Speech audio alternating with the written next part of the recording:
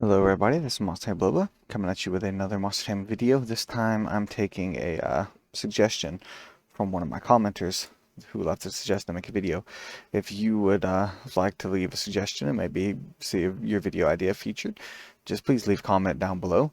I believe the commenter was Xavier Shaw, said my perfect monster taming game video request. So in the background, I'm just going to have various gameplay and trailers and stuff playing from some of my favorite monster taming games.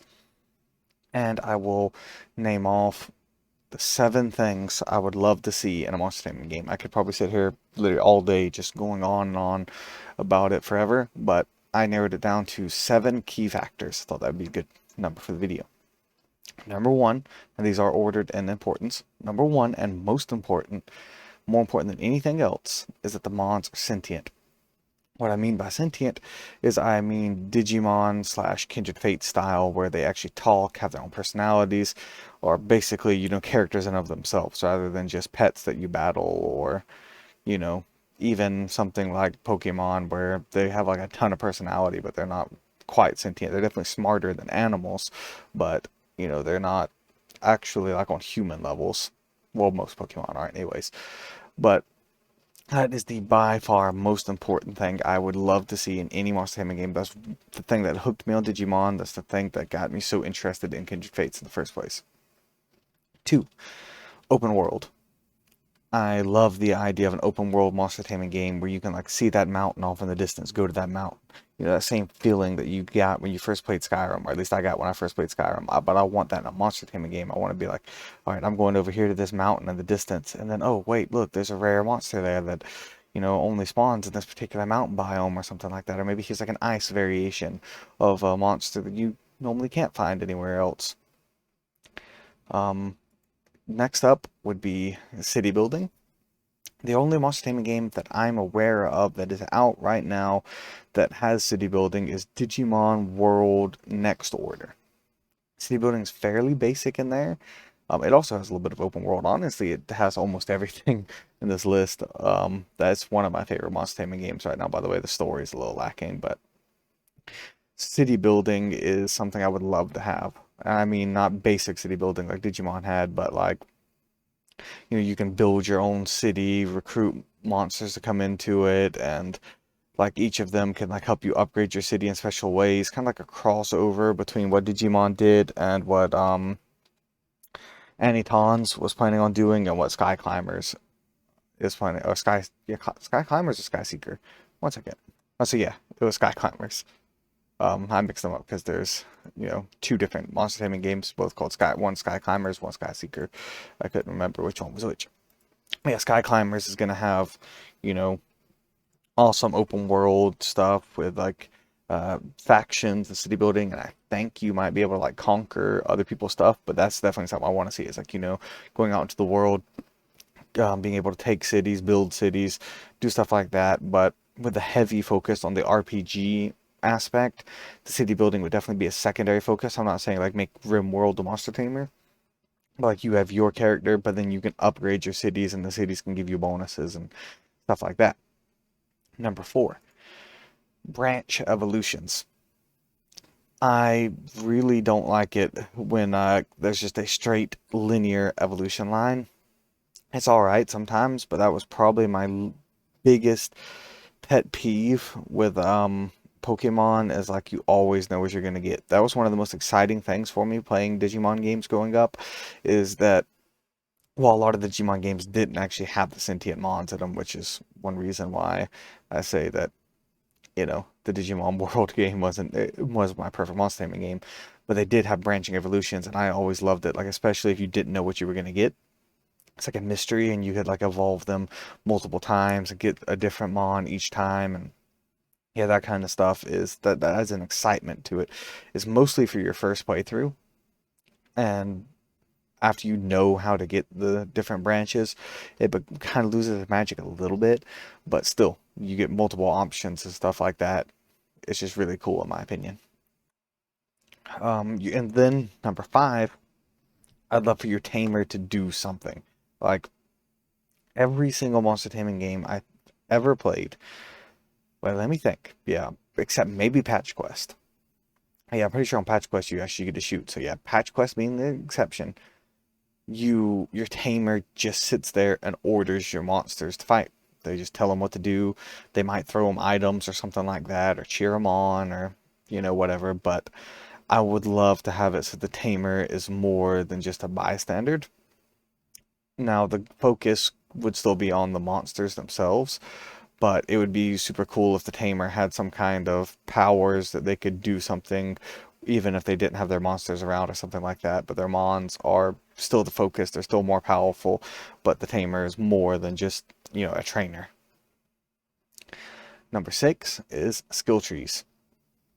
I've not played every single Monstertaming game in existence, don't get me wrong, but the one that I saw with skill trees was Digimon World Next Order, and that really made me like the game a lot more. It's like you get to pick your skill trees for your trainer, you get different abilities and upgrades that help you do various different things, help you gather resources more effectively, help you train your mons more effectively, stuff like that. That'd be awesome. I'd also love to see skill trees for your mons themselves. That's something that Monster Sanctuary did. And that was one of my favorite parts about Monster Sanctuary, is that they actually had skill trees for their mons. With skill trees, one of the biggest things I think that would help with that is it could eliminate the random nature of it. I know some people like random natures, but I don't like EVs and IVs and stuff like that. I would rather just say, hey, if I want my defense to be high, I take this defense ability on my skill tree. If I want to have this move, I don't want to have to, go through all the different breeding processes and everything like that and wait forever and gamble and stuff like that to get good stats and good moves and all that. I just want to just have a nice clean skill tree, preferably with a skill resetter, so you can just change your skill tree without leveling someone else up to max level. That would be absolutely glorious for me in that area. And then last but not least, I think crafting. It could be something simple like Monster Sanctuary's crafting, where you just gather resources and then craft better gear for your monsters. Does crafting and gear kind of go hand in hand here? But yeah, if you could craft consumables, craft gear, craft whatever could be useful for you, tie into the city building, you could craft upgrades for your city and upgrade for your like housing or something like that if you had like a player house. And if you did have a player house, then that could also tie into city building as well. But yeah, any type of crafting like that, I would really love to see something like an MMO style Monstertamer, like Tim pick up craftings like from other games. One of my favorite crafting systems in a game would be from Final Fantasy XIV, where it's like a whole mini game of crafting in of itself. Now that could be a little bit difficult to implement into some Monstertaming games, but anything along that lines, even the super simplified version of Monster Sanctuary's crafting is definitely something that is better than not having any crafting at all. But that about sums up the 7 points I want to make. Now, in conclusion, I'd like to say all of these put together, there are 3 games, 2 of which are out right now that come close. One I've been talking about a lot, Digimon World Next Order. It's a really good Digimon game if you're interested in Digimon. It's not like the best Monster Tamer ever, but it has, I would say, probably around 5 or 6 of these points covered. The main thing, your tamer doesn't really do much, and while the mons are sentient in the world, yours kind of are, but they don't really do anything. So it's like, probably safely say it has about 5 of the 7 points covered. Monster Sanctuary is another one. It doesn't have sentient mons, and it doesn't have sentient mons, branch evolutions, and well, it kind of has branch evolutions in the way the shinies work, where you can just really pick whether you want to be light or dark. So I'll give it a pass there. So we'll say it has no sentient mons, and your tamer once again doesn't do anything. So it covers 4 or 5 points depending on how generous you want to be. And last but not least, a game that's not quite out yet is Kindred Fates. It's one of my most looked for monster taming games. It has sentient mons, open world, city building.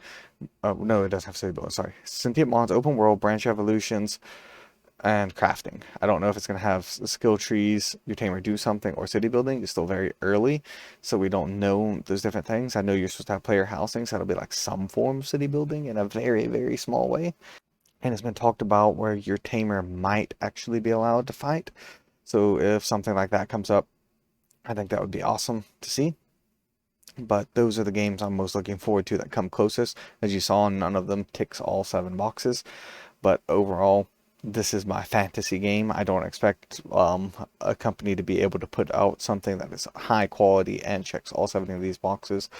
But yeah, this is just what I would love to see in my dream world. Hope you guys liked it. You can leave me maybe the key points of what your favorite Monstertaming game would be down in the comments below. If you have any other video ideas, please leave them in the comments below. And if you like this video, be sure to leave it a like, as it really helps the channel grow. And I'll see you guys next time. This has been Bisloba signing off. Hope you all have a wonderful day. Goodbye. God bless. See ya.